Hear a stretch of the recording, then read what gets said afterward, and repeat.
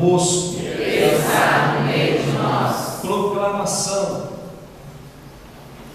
do Evangelho de Jesus Cristo segundo João. Glória a vós, Senhor.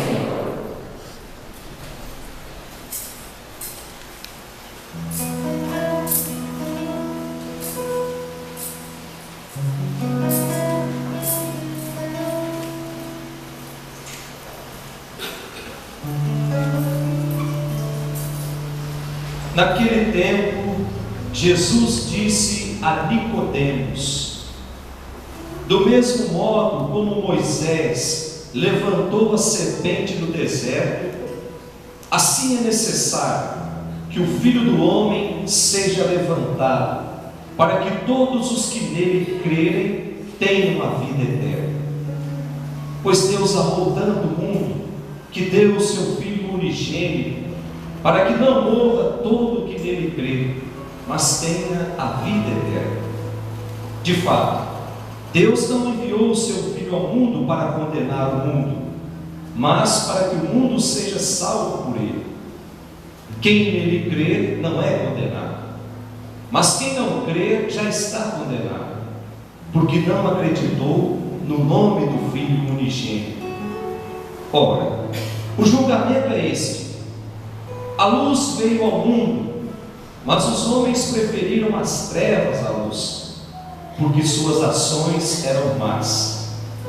Quem pratica o mal odeia a luz e não se aproxima da luz, para que suas ações não sejam denunciadas.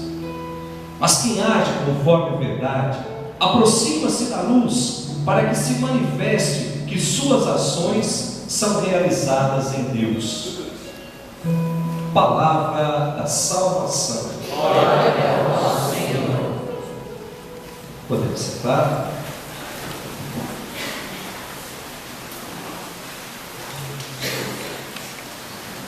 Caríssimos irmãos, se alguém quiser sentar, tem alguns lugares aqui do lado, aqui também tem alguns lugares.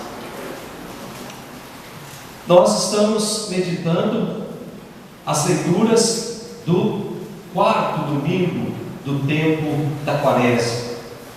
Daqui 2 domingos a gente começa a entrar no mistério da paixão, morte e ressurreição de Jesus. Portanto, se aproxima já a grande festa da nossa religião, talvez a maior festa, a mais importante. E é por isso que a liturgia pede que nós usemos um sinal visível para indicar que nós estamos chegando. É por isso que a cor litúrgica hoje é o rosa. Já não é mais aquele roxo escuro de penitência, mas começa a clarear, nos indicando que a nossa salvação está próxima. Por isso é o dia da alegria. Quando a gente tem certeza que nós vamos ser salvos por Deus, não tem por que nosso coração não se encher de alegria. Quem já fez o caminho de Quaresma, desde quarta-feira de cinzas até hoje, é convidado a entrar nessa alegria também. A palavra de Deus desse domingo vem novamente nos garantir que Deus quer a todo preço nos oferecer essa vida nova. Primeira leitura que nós ouvimos, livro das Crônicas, capítulo 36. Um livro que conta muitas histórias, mas é um livro muito vasto, que conta a história de um período desde a criação do mundo até a época em que o rei Nabucodonosor invadiu Jerusalém. Portanto, é um livro que conta histórias de 2.000 anos atrás, mas também conta, ou melhor, de 4.000 anos atrás, mas também conta a história de 1.500 anos atrás, de 2.000 anos atrás.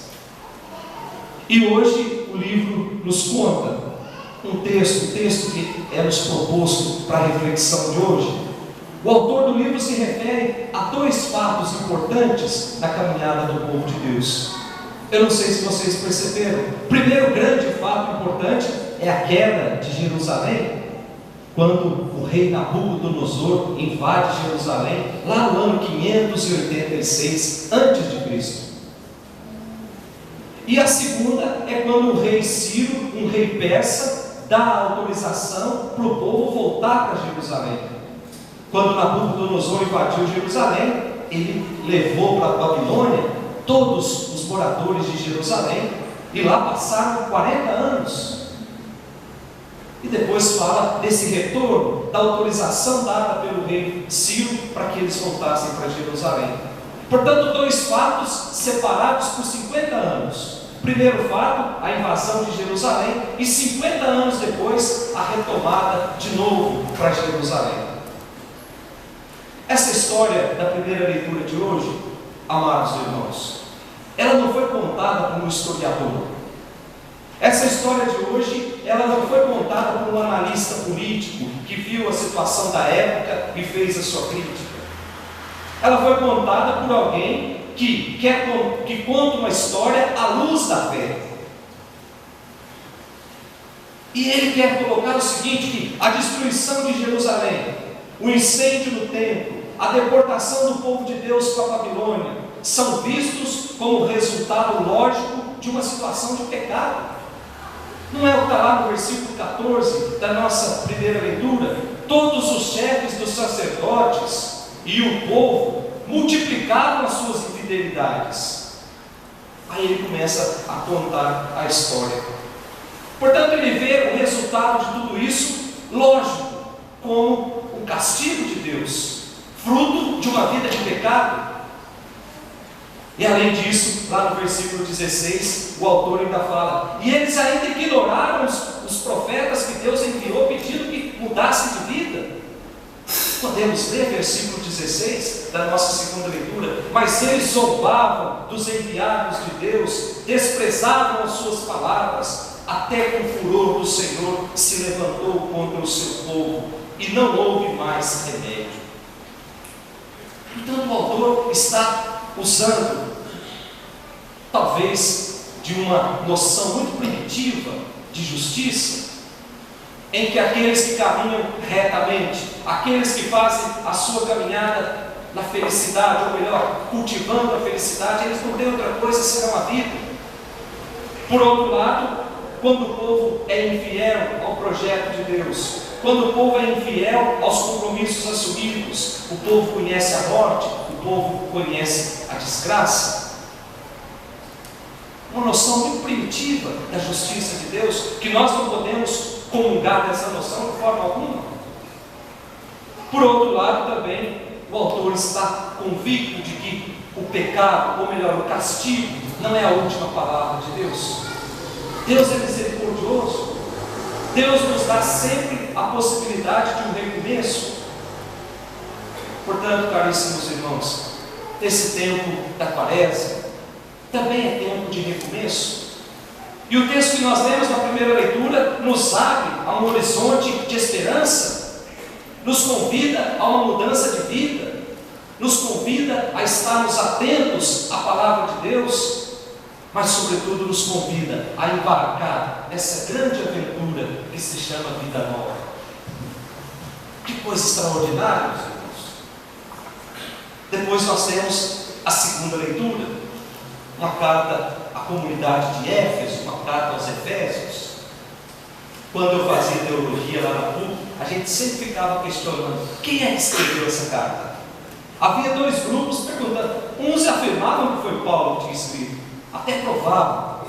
Outros diziam: não, Paulo não podia ter escrito essa carta, porque a carta foi escrita no ano 58 da nossa era, e nessa época Paulo estava preso.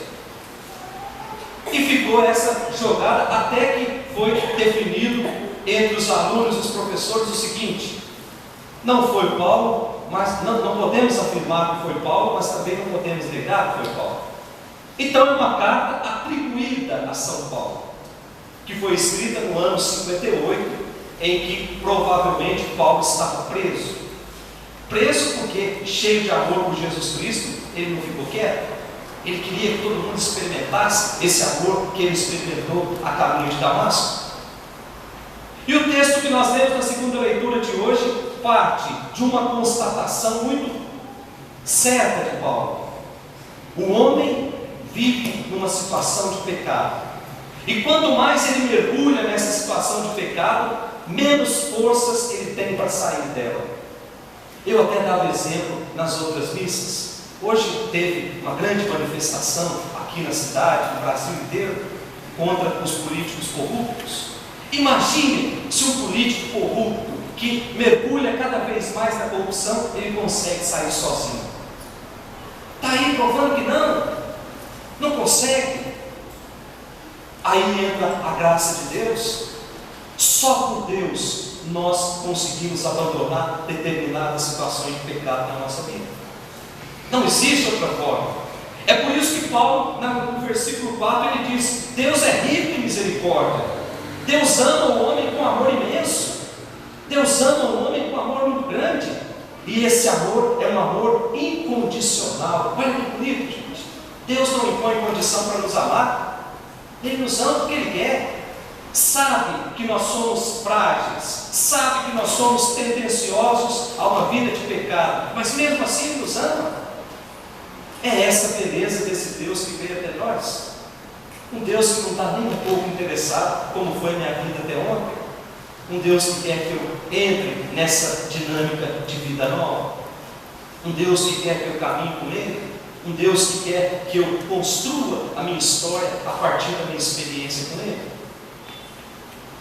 Esse homem orgulhoso, esse homem arrogante, esse homem autossuficiente, esse homem pecador que existe dentro de cada um de nós, é a esse homem que Deus oferece a vida nova. É a esse homem que Deus oferece a possibilidade de um recomeço a todo instante. Aí no versículo 6 ele diz: sabe por quê? Porque Deus nos ressuscitou com Cristo. Exatamente para nos dizer que com Cristo nós já estamos no céu. Com Cristo nós já pertencemos ao céu. Cristo foi o primeiro e convida a todos aqueles que fazem opção por Ele a também embarcar nessa aventura do céu. E essa condição Deus nos oferece de graça. Nós podemos ir para o céu sem fazer esforço. O esforço talvez não seja um esforço, mas somente assumindo a nossa condição de batizados. Quem assume a sua condição de batizados não precisa mais fazer esforço na vida. Basta ir dizendo não à situação de pecado.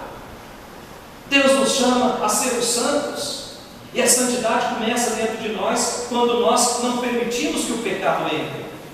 Quando nós não permitimos que aquela fissura que foi aberta no nosso coração, muitas vezes por uma palavra maldosa, muitas vezes por uma fofoca, quando nós não permitimos que aquilo abra cada vez mais, nós estamos caminhando para a santidade. E São Pio de Pietrelcina falava o seguinte: quando nós aprendemos a amar aquele que nos odeia, quando nós aprendemos a amar aqueles que nos perseguem, quando nós aprendemos a amar aqueles que não comungam das ideias cristãs dentro de nós, o mundo, nós já estamos vivendo a santidade, dizia ele. Por isso, o convite ao amor. Convite e amor se faz amando, experimentando desse amor. Então, que fique muito claro dentro de nós, meus irmãos, a partir da primeira e da segunda leitura, que tudo aquilo que a gente faz nessa vida não nos garante a salvação. A salvação é graça que Deus derrama através de Jesus. Deus derrama sobre nós. Aí quando eu permito que Jesus entre na minha vida, entre na minha história, entre na minha família, aí eu começo a participar dessa salvação. E por fim nós temos o Evangelho de hoje, o Evangelho de São João, o capítulo 3. Nos apresenta um diálogo de Jesus com um chefe dos judeus chamado Nicodemos. O texto que foi apresentado hoje para reflexão é a terceira parte desse diálogo. É a partir do versículo 14 a 21, mas todo o capítulo 3 é um diálogo de Jesus com Nicodemos. E do versículo 1 até o versículo 3, diz que Nicodemos reconhece a autoridade de Jesus a partir das obras que Jesus realiza. Aí Jesus vem dizer que a sua autoridade, ela não pode ser reconhecida somente a partir das obras. É preciso ver em Jesus aquele que foi enviado por Deus. Aí na segunda parte, que vai do capítulo 4 ou melhor, do versículo 4 até o versículo 8, Jesus continua dizendo para Nicodemos o seguinte: para entender tudo isso, Nicodemos, é preciso nascer de novo. Aí Nicodemos diz para Jesus, até de uma forma irônica: como é que eu vou nascer de novo se eu já estou velho? Será possível que eu vou ter que entrar de novo dentro da barriga da minha mãe? Aí Jesus diz: é preciso nascer da água e do Espírito. Ou seja, comunidade dos batizados. O batismo nos torna homens e mulheres novos. Nós renascemos em Deus a partir do nosso batismo. É isso que Jesus está dizendo para Nicodemos. Aí nós temos a terceira parte da leitura, que é o texto que foi proposto hoje, a partir do versículo 14, em que Jesus diz que o projeto de salvação é obra de Deus. Deus oferece a salvação ao mundo através dele.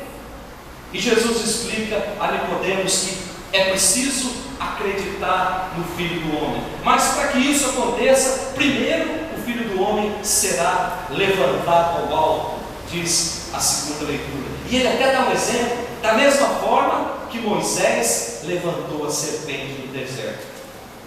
Vocês sabem a história de Moisés? O povo começou a murmurar contra Deus e de repente apareceu um monte de serpentes venenosas e começou a picar todo mundo. Aí Moisés foi ter com Deus e Deus falou o seguinte: então construa uma serpente de bronze, coloca na ponta do bambu bem alto, e todo mundo que olhar para essa serpente vai ser curado. Como é que na palavra de Deus não tem que Deus pede para construir imagens? Livro dos Números, capítulo 21, versículo de 8 até o 9. Números 21, de 8 ao 9. Nós podemos pesquisar na nossa casa. Deus pedindo para fazer uma imagem, e uma imagem de bronze, e todo mundo que olhasse para aquela imagem ficaria curado. Jesus estava falando da cruz. Da mesma forma que Moisés levantou a serpente lá na ponta daquele bambu, assim também o Filho do Homem será levantado. Portanto, nós somos convidados a acreditar no Filho do Homem. Nós somos convidados a fazer a nossa opção por Jesus e acreditar, meus irmãos. Não é acreditar num conjunto de verdades, que existiu um homem bom chamado Jesus há 2000 anos atrás. Acreditar para nós cristãos é fazer a opção por Jesus. E eu repito, é permitir que Jesus entre na minha vida. Então, resumindo as três leituras de hoje, nós podemos concluir o seguinte: que por amor à humanidade, Deus enviou o seu Filho único ao mundo, com uma proposta de salvação para todos. E essa proposta, ela nunca foi retirada do nosso meio. Essa proposta continua sendo oferecida a todo instante. E essa proposta de salvação, Deus espera uma resposta de cada um de nós. E Ele diz no Evangelho: quem acreditar no que Jesus falou já está salvo. Quem não acreditar, continua percorrendo os caminhos errados, continua a percorrer os caminhos da injustiça, os caminhos de pecado, os caminhos de corrupção, os caminhos de fofoca. Continua a percorrer esses caminhos, porque ainda não aceitou a proposta de Jesus. E a proposta de Jesus nós já sabemos. Nós não podemos entrar nessa barca com as nossas roupas sujas. Nós precisamos entrar nessa barca limpos. Ninguém vai a uma festa de roupa suja. Nós precisamos estar limpos. E é por isso que a liturgia nos convida a tomar um banho da misericórdia de Deus nas nossas vidas. E quando isso acontece, nós não temos mais o direito de pintar as paredes do mundo com a cor do desespero. Nós não temos mais o direito de pintar as paredes do mundo com a cor da falta de fé, com a cor da infidelidade, com a cor do adultério. Nós não temos mais esse direito, porque Cristo já está dentro de nós, porque nós fomos banhados pela sua misericórdia. Por isso, estimados irmãos, o tempo da quaresma é esse tempo favorável. Ainda resta 2 semanas. Quem sabe nessas 2 últimas semanas nós não permitimos que a misericórdia de Deus nos banhe por inteiro, nos faça uma limpeza da cabeça aos pés, mas sobretudo uma limpeza do coração, para que a sua palavra possa criar raízes ali dentro. para que nós possamos cada vez mais semear esse amor e essa misericórdia que Jesus tanto sonha. Jesus deve sonhar a todo instante que o seu amor e a sua misericórdia, ele um dia será a grande bandeira a ser levantada no nosso meio. Viver o amor, experimentar o amor, mas sobretudo ser misericordioso com o próximo. Louvado seja nosso Senhor Jesus Cristo. Para sempre seja louvado.